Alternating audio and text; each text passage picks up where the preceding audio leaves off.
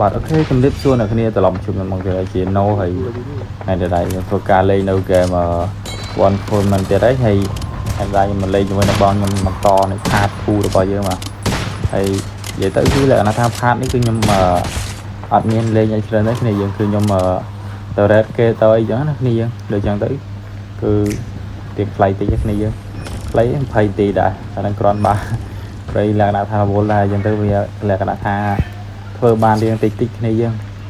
ជាស្រ័យផងដោយសារវល់ការងារវល់អីចឹងណាហើយវីដេអូខ្ញុំដូចខ្ញុំបានប្រាប់ការនេះចឹងគឺវីដេអូខ្ញុំគឺក៏បានចឹងគឺលក្ខណៈថា2ថ្ងៃអីចេញបានមកវីដេអូទេដោយសារឧទាហរណ៍ថាមួយថ្ងៃគឺខ្ញុំលេងបានប្រហែលជា2ម៉ោងចឹងខ្ញុំលេងមួយថ្ងៃគឺបានលេងបាន record តែបានកាត់ទេអញ្ចឹងថ្ងៃស្អែកគឺខ្ញុំអត់បានលេងតែខ្ញុំបាននេះចឹងគ្នាយើងបានកាត់ចឹងណាមានតែប៉ុណ្្នឹងគ្នាយើងហើយយើងគ្នាយើងមើលតាមហ្នឹងទៅគឺលក្ខណៈថាបាន red បានហើយ item គួរសមណាគ្នាយើងមិនធម្មតាទេឡើងមកលើនោះនិយាយទៅគឺលក្ខណៈថាលក្ខណៈថាបានរៀនអេមដែរគឺយើងតែគាត់អត់ទៅមានបាញ់គ្នាទេវាថាគេរៀន offline ហ្នឹងគឺយកទៅថាជុំហើយនេះហើយចឹងតែថាឥឡូវខ្ញុំកំពុងរៀនការបានដើម្បីជិះទៅដល់ស្វែងរកផ្ទះចឹងទៅធ្វើនេះគឺលក្ខណៈថាវារៀង red off ចឹងទៅយើងរកផ្ទះយើងយឺតតិចទៀតផ្ទះអ្នកខ្លះគឺនៅធំពេកយើងរត់អស់ទេដូចចឹងខ្ញុំជិះពីនេះទៅម្ដុំជួដេកខាងក្រោមនេះចឹងតាមថាបានតែប៉ាខ្សែពីណាផ្ទះឯងទៅតែឲ្យមិនធំតាដែរយកឧមុនហ្នឹងគឺគាត់ទៅគាត់យក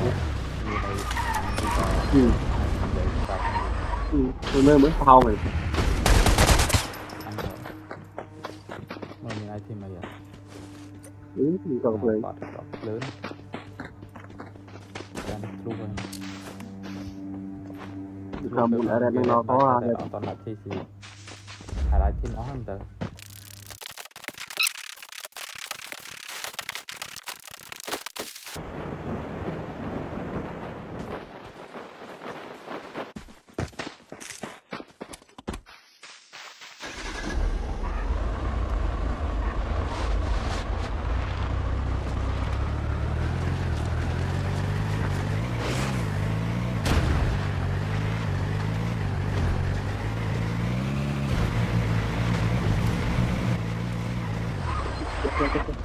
ដាច់នេះទៅដែរខ្ញុំគិតចឹងស្ដែងមកញ៉ាប់អស់ហើយដាក់មកបន្លាដាក់កន្លែងភ្លើងហ្នឹងកុំ fire កន្លែង spawn ណាទៅដែរហ្នឹងទៅដែរដាក់កុំ fire ដាក់ហ្នឹងទៅដែរភ្លើងដុត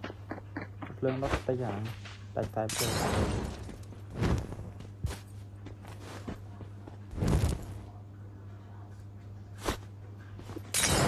ងមកជួយគប់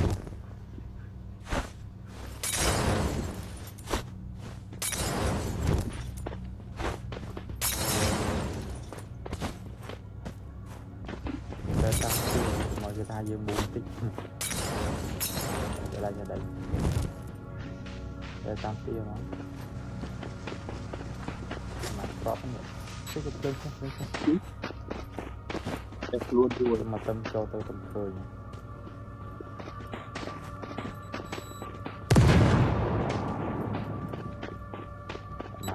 ក្របទៀតហើយហើយបានក្របមើលអូ5ក្រប5ក្របចូលសិនណាបរំដល់លោទៀតបរំដល់វា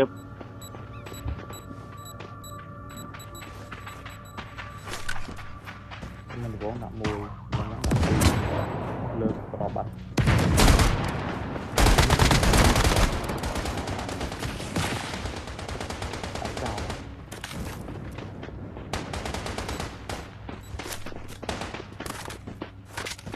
ក្រប55គឺតាយឌឺសិនទុកត្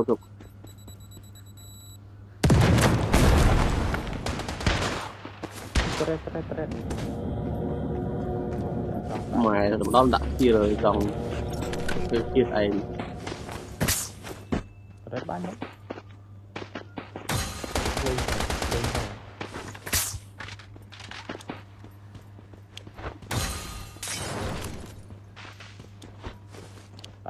đánh phép lương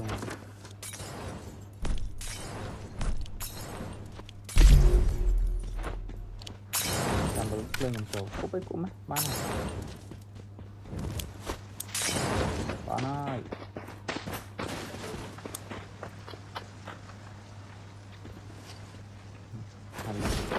ai thêm mà nhiều đi quay một năm cân còn đánh cúp đấy đánh mỏi thành cái chi chi làm được mà rồi lút thôi lút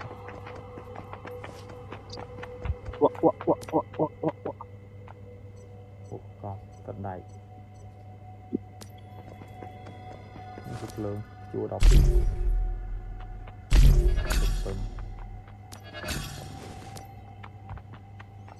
chúng mình đi lòng phơ rồi em cho mong theo cả bot này scrap có bằng giờ rồi tối vào vô là ai có đi chơi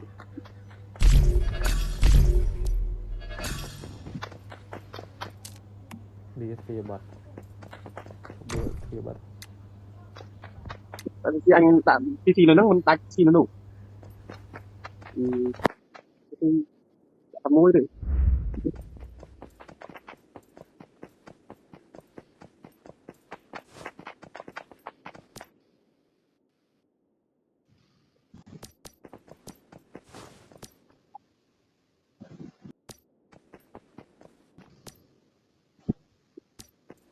rồi bỏ lọt to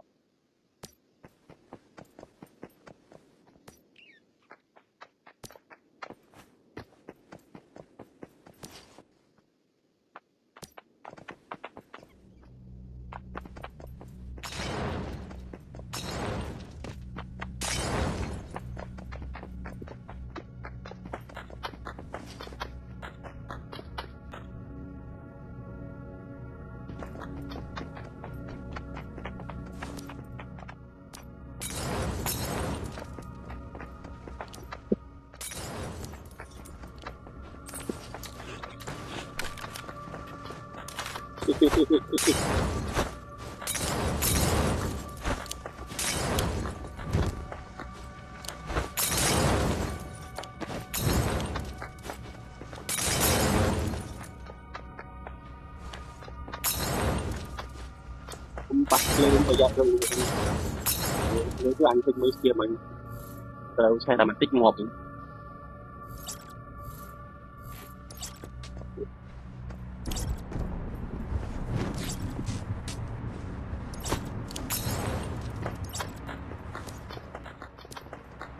mấy cái thời tiền cuốn hẳn đúng rồi không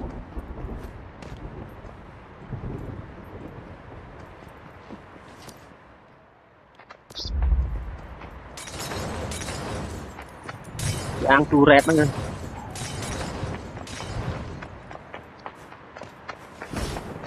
tàu rét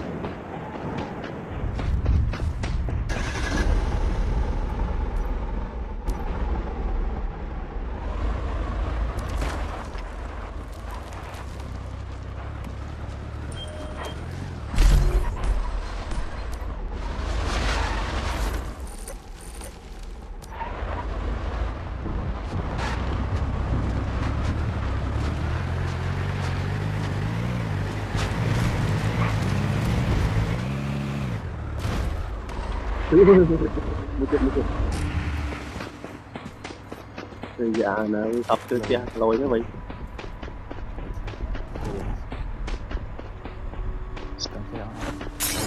vui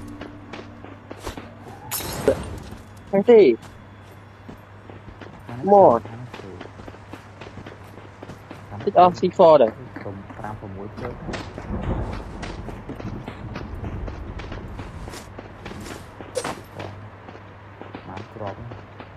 xây nhà nó được lần mơ lơ cái này coi cho cái bánh sữa mà bày món bày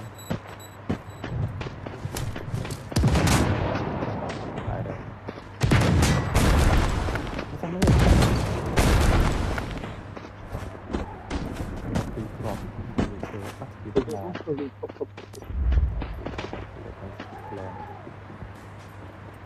่ล่าง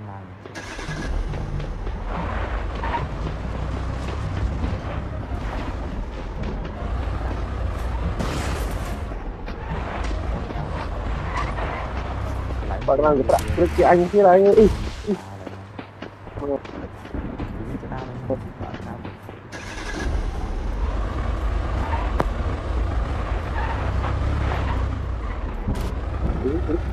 Đi chơi lại.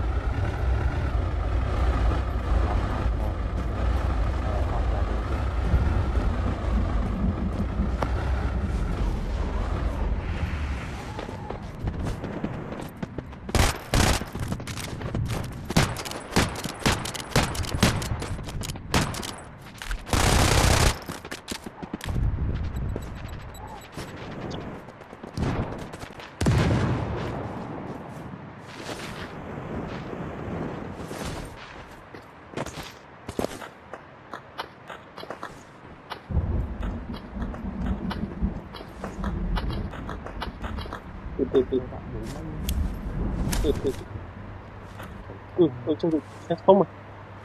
Coi coi.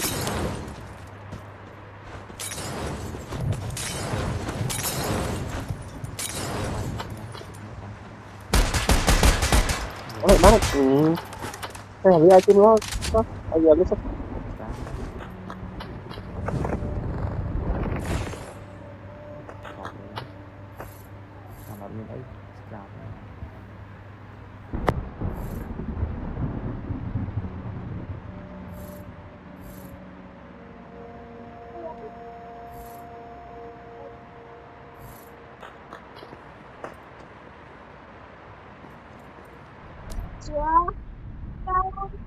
rồi chứ.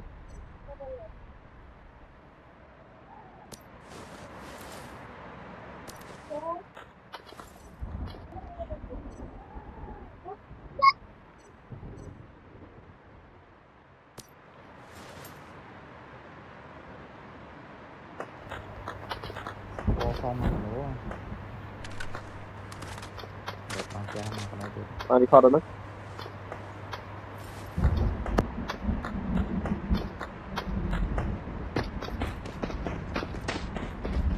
Mà để không thế thì là gần giật rồi.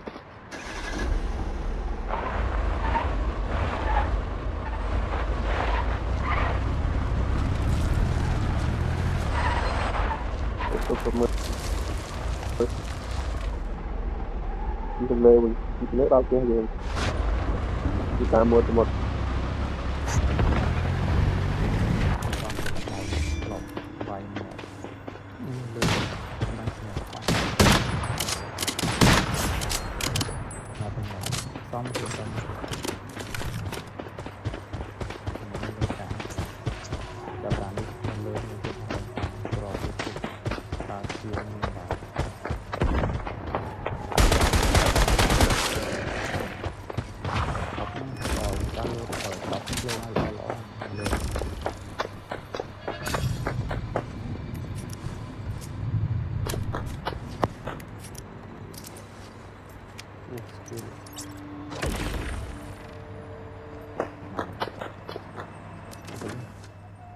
bà này làm quán tiếng bây giờ đang tôi bị sát chứ rồi. Để bạn hỏi chặt phí trên tàu.